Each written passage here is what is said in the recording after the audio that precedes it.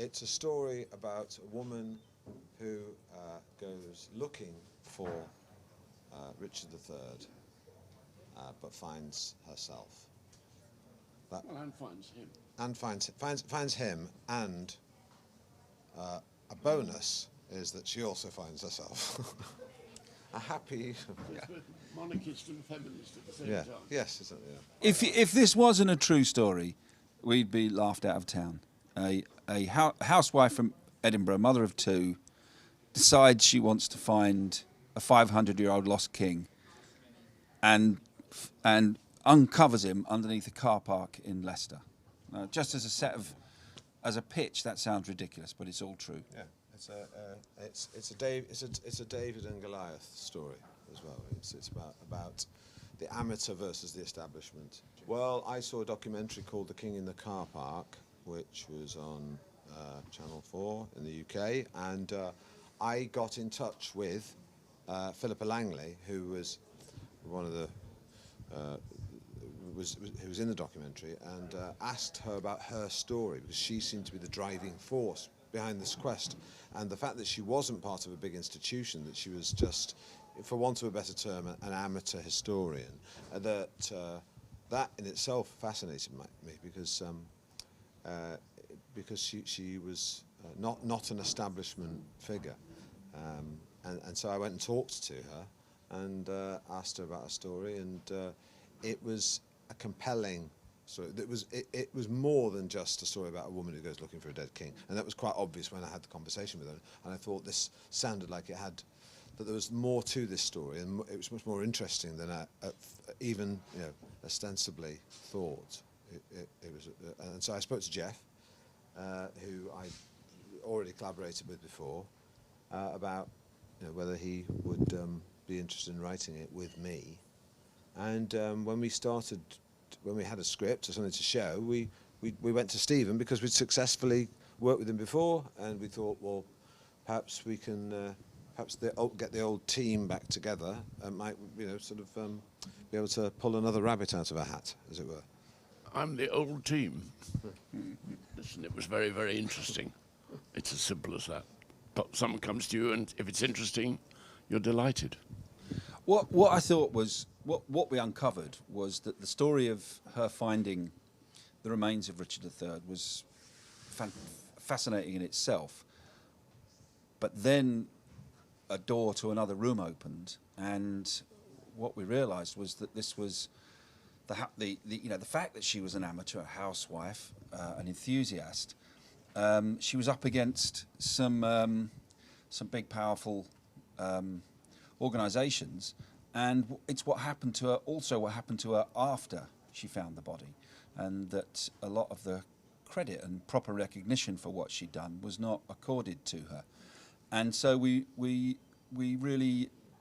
also thought there was something really compelling and current about the idea of this woman having being marginalised and not being taken seriously. She was sort of portrayed by the university as a footnote to the story, when in actual fact she should have been the headline of the story. And part of what drove us in writing it was to put Philippa back at the top of the back on the pedestal where she belongs. She belongs in the spotlight, and she hadn't really, as far as we were concerned, been properly recognised for being the genesis of this entire quest to find Richard came from her. She was the driving force, and that hadn't been acknowledged, and so we wanted to make sure this film righted that wrong. If you like.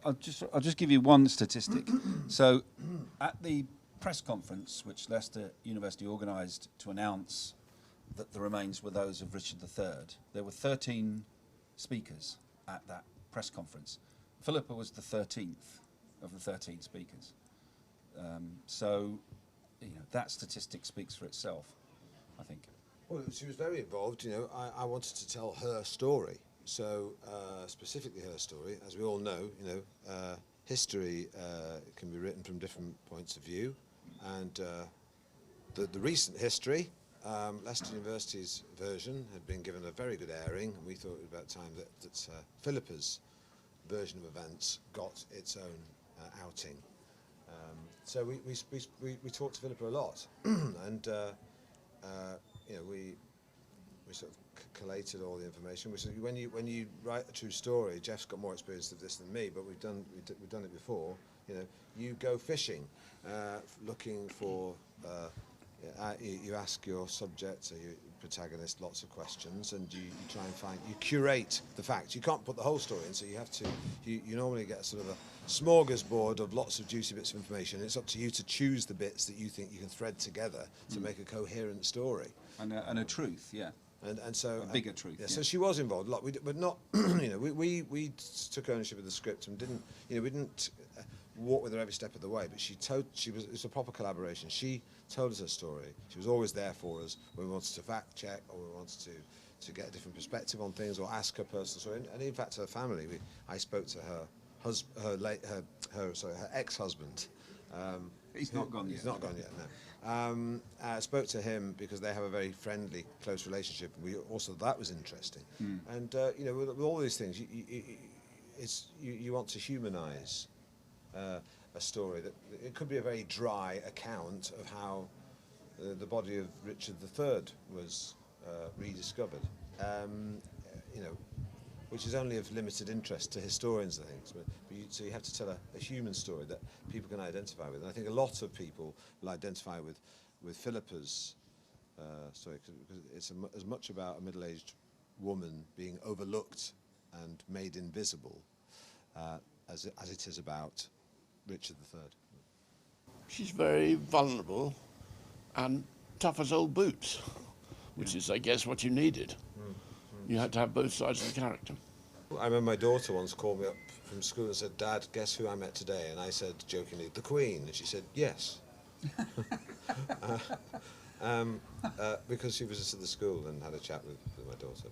Well, I mean, I think it's, you know, 70 years from the age of 25, having to have interminable, short, small talk with people. I really don't envy. I don't think many people envy what she had to do. Despite her privilege, she did definitely, you know, sort of put herself at the service of her country and, you know, exceeded what you might expect of someone in that position. Was very conscientious and had a sense of duty. I think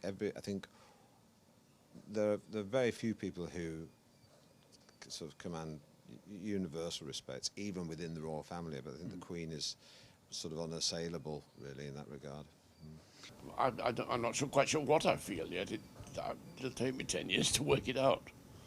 I mean, she clearly was a rather exceptional woman in her sort of dullish way.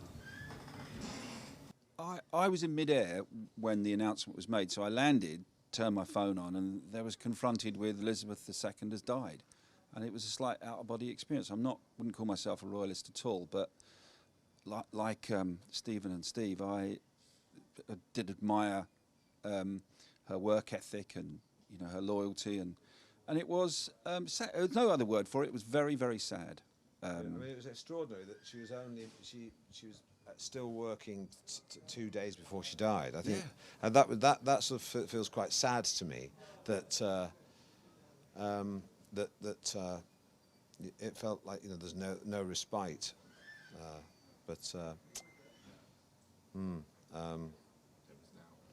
Yeah, I mean, The Lost King and the Lost Queen.